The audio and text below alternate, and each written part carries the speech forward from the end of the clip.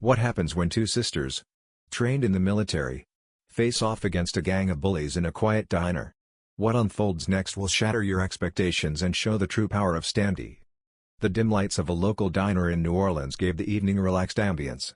But for sisters Ava and Michelle Jackson, it was a rare chance to unwind. After weeks of intense military training, they cherished this quiet moment over hot coffee and fresh pastries. Ava, with her leather jacket and poised demeanor, exuded a quiet strength, while Michelle, wearing a soft hoodie and warm smile, gave off an approachable vibe. The chatter between them was light, sharing laughs about who had the better shooting record. But the calm was shattered when the door swung open with a loud bang. 5 men, brimming with arrogance and malice, entered the diner. Their leader, a bulky man with a Confederate flag tattoo on his forearm, locked eyes with the sisters, sizing them up.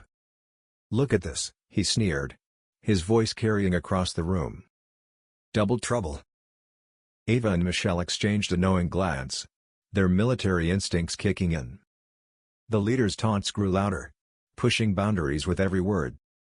"You don't belong here," he sneered, inching closer to their table. Ava's voice, steady and calm, cut through the tension. "We're just here to have coffee. Move along." But the leader wasn't backing down. His hand reached for Ava's shoulder, and that was the moment everything changed. The moment the leader's hand touched Ava's shoulder, time seemed to slow. With the precision of years spent in combat, Ava's training took over. Her body moved in a flash, grabbing his wrist and twisting it behind his back, forcing him down to the table. The sound of his knees slamming against the hard surface was sharp and sudden, but it wasn't enough to break the heavy tension hanging in the air.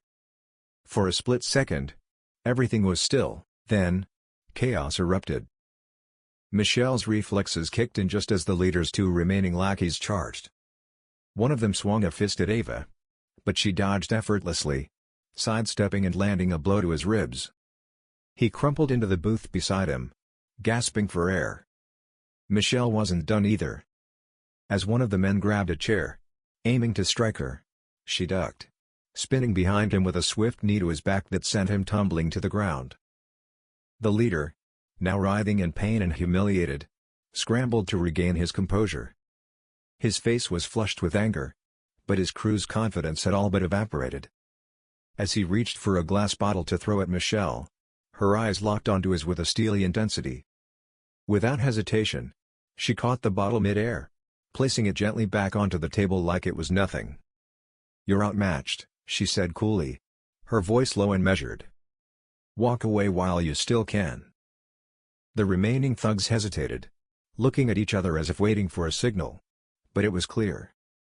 They were done. Slowly, they began to retreat, dragging their injured comrades with them. The tension in the diner lifted, but the victory was bittersweet, as Ava and Michelle exchanged a quiet glance, both knowing that this was just the beginning. As the gang stumbled out of the diner, defeated and humiliated, the sounds of sirens grew louder outside. A pair of squad cars screeched to a halt, their lights flashing in the windows. The officers rushed in, guns drawn, and the tension in the room spiked once again. Kayla and Michelle didn't flinch, their hands slowly rising in compliance. They were used to the drill. But this time felt different. The police officer's eyes shifted between the sisters and the retreating gang members, the unspoken question hanging in the air. "Hands where we can see them," one officer barked, his voice sharp, authoritative. Kayla and Michelle stood calmly, not a word of protest escaping their lips. They weren't in the wrong, but they knew the game. The leader of the group, now loaded into the back of a squad car, gave them a smug smile as he passed by. "You haven't seen the last of us," he whispered to Michelle, his words dripping with venom. But Michelle didn't react. She simply stood her ground, her jaw clenched in quiet determination. Inside the police station, the mood shifted again. The sisters were taken into separate interrogation rooms, facing officers who treated them as if they were the criminals. Their military backgrounds, once a source of pride, became their liability. The officers' questions bordered on accusatory. Special Forces? Huh? That explains your approach, one officer sneered at Kayla, who remained calm but sharp in her response. I was defending myself when attacked, she replied coolly. Isn't that what you're supposed to do? Meanwhile, Michelle faced the same condescension. Your training makes you dangerous in situations like this, her interrogator said. But Michelle shot back with a humorless laugh. Dangerous? The only danger that night was 5 grown men harassing us. Despite their calm demeanor, they could feel the weight of the accusations against them. But they weren't backing down, not this time. As the hours passed, the pressure in the interrogation rooms mounted. But Ava and Michelle weren't ready to give in. Their resilience, forged through years of discipline, kept them steady in the face of the unjust treatment they were receiving. The gang leader, Ray Dixon, was quick to exploit the situation, twisting the narrative with the help of his connections. The fabricated story he spread painted the sisters as the aggressors, and his edited footage went viral, sparking outrage and feeding into a narrative that had nothing to do with the truth. But the sisters weren't going to let that lie stand. As soon as they were able, Michelle called in their commanding officer, activating a network of powerful allies who immediately set things in motion. Unedited footage, eyewitness testimonies, and security camera footage began to surface, revealing the full extent of the attack, and the truth came rushing forward. The internet exploded with calls for justice, and justice for the Jackson sisters became a viral hashtag, gaining momentum with each passing minute. Public outcry forced local news outlets to retract their stories, and pressure mounted on the police department.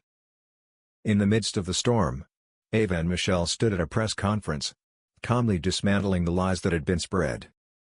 We defended ourselves because no one else would, Ava said, her voice steady, though the weight of the situation was clear in her eyes. And now we're being vilified for refusing to stay silent, Michelle added, her words sharp and cutting through the tension in the room. Their message was clear. This wasn't just about them. It was about every black woman who had to fight to be heard. And as the room filled with applause, it became clear that this battle wasn't over yet, but it was a step in the right direction. In the aftermath of the press conference, the momentum continued to build. The public's support for Ava and Michelle only grew stronger as the full story unfolded. The police department, under intense scrutiny, had no choice but to publicly apologize, admitting their mishandling of the situation. The charges against the sisters were dropped, and the injustice they had endured began to unravel in the face of undeniable evidence. But for Ray Dixon and his gang, the consequences were far from over. Within days, federal agents had arrested Dixon and his crew on multiple charges, including assault, hate crimes, and conspiracy. The news of their arrest spread like wildfire, and for the first time, Dixon's smug grin was replaced with the palpable fear of a man who knew he was facing a reckoning. The footage of him being handcuffed, his bravado crumbling, was broadcast nationwide. It was a reminder of how far Ava and Michelle had come, and how their fight for justice had not only changed their lives, but also the lives of countless others who saw themselves in their struggle. Sitting on the porch of their home, watching the sunset, the sisters shared a quiet moment of relief. The battle had been long, but they knew it wasn't over. You think they'll stay scared? Ava asked, a small smile tugging at her lips. Michelle, always the more contemplative of the two, met her gaze. No, she replied, her voice steady. But we're ready for whatever's next. The look in her eyes said it all. They had faced down injustice and emerged victorious, but the fight for equality and respect was ongoing, and they would not back down. As the days passed, Ava and Michelle continued to receive support from all corners of the nation. Social media buzzed with praise, and countless messages poured in from people who felt inspired by their courage. The sisters had become symbols of strength and resilience, showing that standing up for what is right could indeed make a difference. The justice they had fought so hard for was being recognized. But it wasn't just about public acknowledgement, it was about the change they had sparked. At the police station, the atmosphere had shifted. Officer Harper, once full of bravado and authority, now found himself isolated, his colleagues avoiding him as whispers of his actions spread. His career was on the line, and even the higher-ups at the precinct knew that he had crossed a line that could never be erased. The disciplinary hearing loomed, and there was no escaping the weight of his mistakes. Captain Olivia Wilson, who had stood by Ava and Michelle when no one else would, was now under pressure to lead the charge for internal reform within the department. The foundation had been laid for significant change, and the ripple effect from Ava and Michelle's courage was far-reaching. Meanwhile, the gang that had instigated the attack was now facing federal charges, and Dixon's connections were no longer enough to shield him from the law. As he sat behind bars, the reality of his actions finally sunk in. He was no longer the intimidating figure he had once been, but a criminal facing justice. Ava and Michelle's fight had exposed the ugly truths that many had chosen to ignore, and now, those truths were finally being addressed. In a quiet moment, as the sisters sat together reflecting on the turn of events, they knew the battle wasn't over. They had won this fight, but there were more challenges ahead. Yet they were more determined than ever to face them, side by side, ready for whatever came next.